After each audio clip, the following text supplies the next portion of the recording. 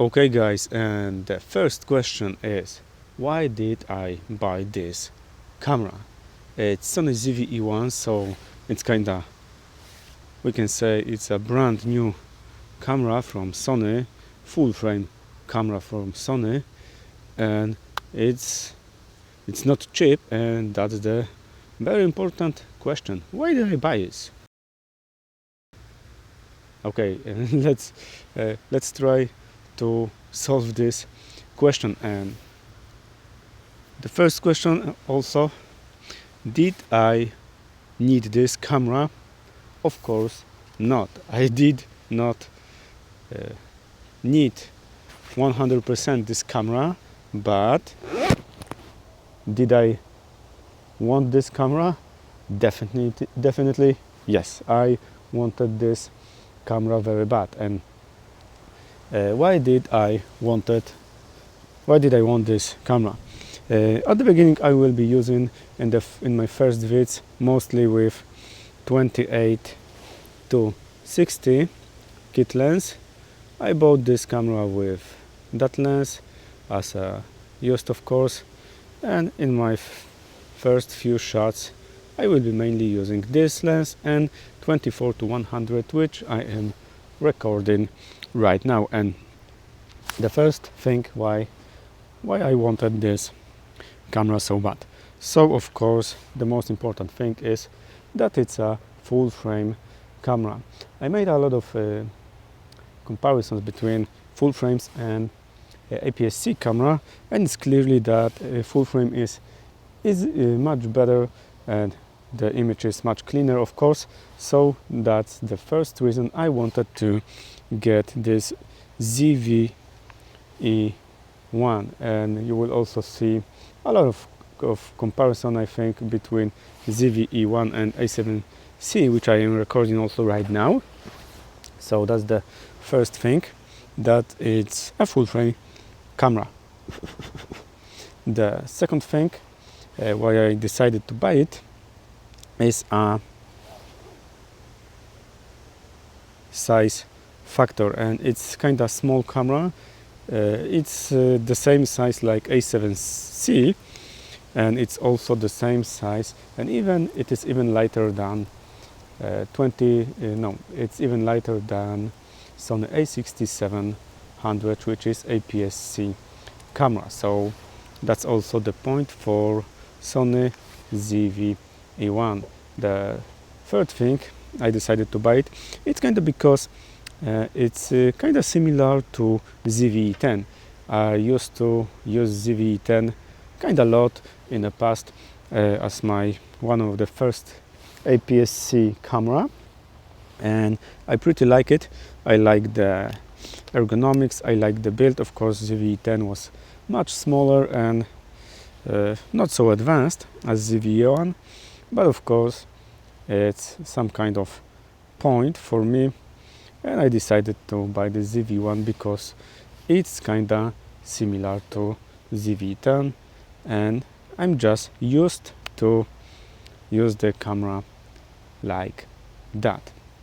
From the very first use, I have to tell you that I like the place where the menu button is. It's much better. For example, in A7C it's somewhere in here, and it's very it's much easier to use it, a menu button, when it is in this place. Also I love the zoom rocker in here, so it's especially for me for watching photography when I'm in the menu and watching what did I do. And the next thing which is important for me for ZV-1, I decided to buy it because I think that I'm right now more into a video, more into a videography. I am very close to getting monetization on YouTube, so I am also thinking of getting more into a vlog style videos. So I think it will be next step in my channel when I will get monetization. I think that it will be very important for me to get the highest video quality possible. So that's the next point for the ZV-E1 to get. And okay, so that is it. And next thing is of course 4K 120, which gives us 5 times slow motion. 5 times, guy. 5 times. Can you see that? 5 times. When you will go to a 24 frames per second and 120, then we will have 4 times slow motion with no crop. So it's just a huge thing. It's just an amazing thing. And I will be also comparing this with Sony A7C, where there we've got 1080p in a slow motion. So that's the next point. I am also very interested about the cinevlog style, which we can get in the Sony ZV-E1, and I will make another video more focused on the cinevlogs mode in this camera, but I think it can be kind of useful. I already saw it a little bit and I think it can be very interesting. So yeah, that's the thing for me.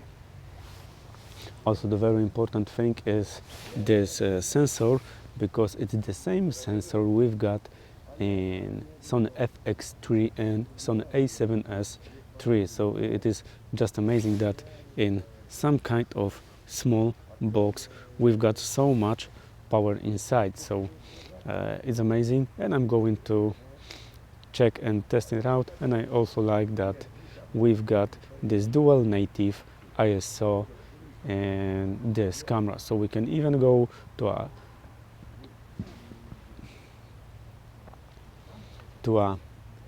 12,800 ISO in a S-Log3 mode.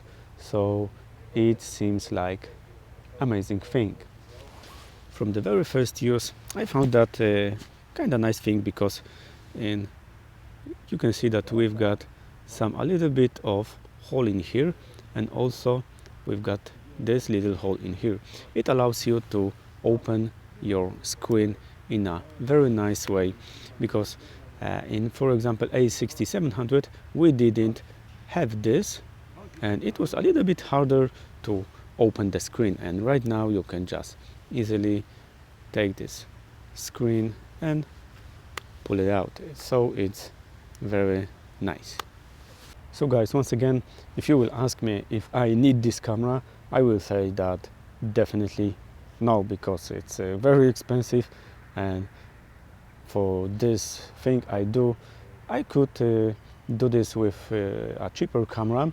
But if you will ask me if I want this camera and if I love right now, I definitely want this camera. That's why I bought it. And do I love it? Right now I don't know, but I hope that I will love. And you will see more tests of this camera on this channel in a couple of next videos. So stay tuned, guys, and I hope that you will like, subscribe and comment below. And that's it. Thank you for watching. See ya.